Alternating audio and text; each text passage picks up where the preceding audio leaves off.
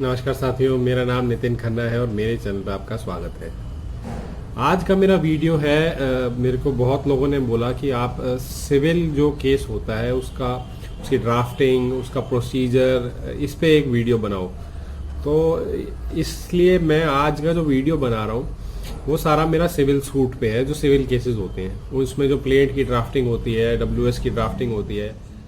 तो आज का मेरा वीडियो इसी पे होगा। अगर आपने ये सब आप जानकारी चाहते हैं तो अभी मेरा वीडियो लास्ट तक देखें, और अगर आपको मेरे वीडियोस पसंद आ रहे हैं तो आप मेरे वीडियोस को लाइक कर सकते हैं, शेयर कर सकते हैं और मेरे चैनल को सब्सक्राइब कर सकते हैं। आइए अपना वीडियो स्टार्ट करते हैं। देखिए, जो कोई भी आप मुकदमा डालते हैं, केस डालते हैं, सिविल सूट जो डालते हैं उसको बोलते हैं प्लेंट। प्लेंट की ड्राफ्टिंग कैसे होती है?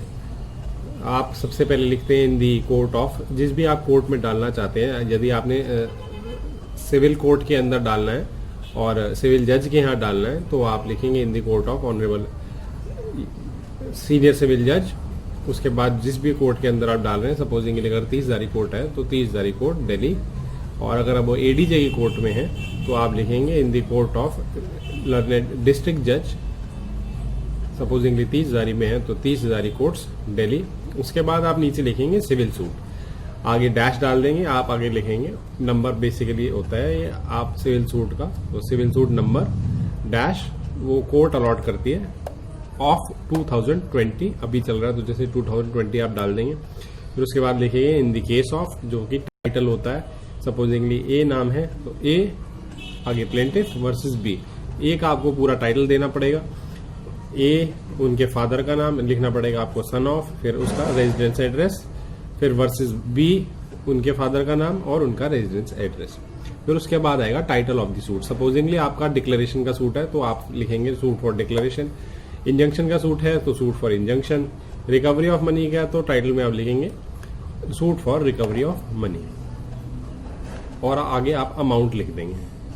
अब इसके बाद आप स्टार्ट करेंगे रिस्पेक्टफुली शोएड लिखते हैं आप, और या it is respectfully submitted as under. उसके बाद आप अपना केस बताएंगे, ये बताएंगे प्लेंटिफ क्या है, अपने बारे बताएंगे, जैसे ही plaintiff is the owner of so and so shop, या कुछ भी जो आपका केस है प्लेंटिफ के बारे में बताएंगे। बेसिकली प्लेंटिफ है क्या। सेकेंड लाइन में आप डिफेंडेंट के बारे में बताएंगे, डिफेंडेंट क्या करता है, डिफेंडेंट से का क्या लेना देना है। उसके बाद आपका केस स्टार्ट हो जाएगा कि कैसे कैसे आपकी डिफेंडेंट से इंटरेक्शन हुई है, जो भी आपका केस है, जो फैक्ट्स है, आप वो उसके अंदर आप लिख देंगे। फिर आखिरी 3 पैराग्राफ्स का आपने ध्यान रखना होता है, जो कि पहला होता है कॉज ऑफ एक्शन का पैराग्राफ, जिसमें आप लिखते हैं कि आपका कॉज ऑफ एक्शन कैसे अराइज होता है। अगर आप वो कॉज ऑफ एक्शन का पैरा नहीं लिखेंगे तो आपका सूट मेंटेनेबल नहीं है, क्योंकि आपको कॉज ऑफ एक्शन बताना पड़ेगा। दूसरी चीज होती है जुरिस्डिक्शन, वो आपको पिक्यूनरी जुरिस्डिक्शन भी बतानी पड़ेगी। पिक्यूनरी मतलब पैसे की जुरिस्डिक्शन, क्योंकि दिल्ली के अंदर तो डिवीजन हो रखा है, 3 लाख तक के मुकदमे सिविल जज के पास जाते हैं, उसके बाद से लेके 2 करोड़ तक के ADJ के पास जाते हैं, 2 करोड़ से ऊपर ऑनरेबल हाई कोर्ट में जाते हैं। तो आपको बताना पड़ेगा पिक्यूनरी जुरिस्डिक्शन कैसे है। टेरिटोरियल जुरिस्डिक्शन भी होती है, कई सारे डिस्ट्रिक्ट बने हुए, न्यू दिल्ली डिस्ट्रिक्ट है, सेंट्रल डिस्ट्रिक्ट है, नॉर्थ डिस्ट्रिक्ट है दिल्ली में, तो डिस्ट्रिक्ट भी आपको बताना पड़ेगा कि इस डिस्ट्रिक्ट के अंदर आप कैसे मुकदमा डाल रहे हैं। उसके बाद लास्ट चीज होती है कोर्ट फी। कोर्ट फी आपको कैलकुलेट करके अकॉर्डिंगली डालनी पड़ेगी, उसका एक चार्ट होता है, उस हिसाब से आप कोर्ट फी कैलकुलेट करें। मैं उस पर भी एक वीडियो बनाऊंगा, तो वो कोर्ट फी आप कैलकुलेट करके लिख दें। और लास्ट पैराग्राफ होता है आपका प्रेयर, जो आकि आप सिविल सूट के अंदर प्रेयर मांग रहे हैं, तो वो आपको प्रेयर लिखनी ही पड़ेगी। और आपको वेरिफिकेशन भी करनी पड़ेगी। अगर आप अपने प्लेंट की वेरिफिकेशन नहीं करते कि ये जो मैं कंटेंट्स ऊपर बता रहा हूँ वो मैं कैसे बता रहा हूँ कि वो मेरी नॉलेज पे ट्रू एंड करेक्ट है, और जो लीगल पैरास जो मैंने आपको 3 बताया, cause of action, court fee और जुरिस्डिक्शन का, वो उसमें आप लिखते हैं the information this information is cut on the information on the basis of information received and believe to be true and correct. तो ये आप लीगल पैराज में लिखते हैं। बाकी जो है वो आपको आपकी पर्सनल नॉलेज पे और पर्सनल इंफॉर्मेशन पे वेरिफिकेशन करनी होती है। अब आप प्लेंट फाइल करेंगे तो साथ में आपको एक अलग से एफिडेविट भी देना पड़ता है, वो आप एफिडेविट बनाएं।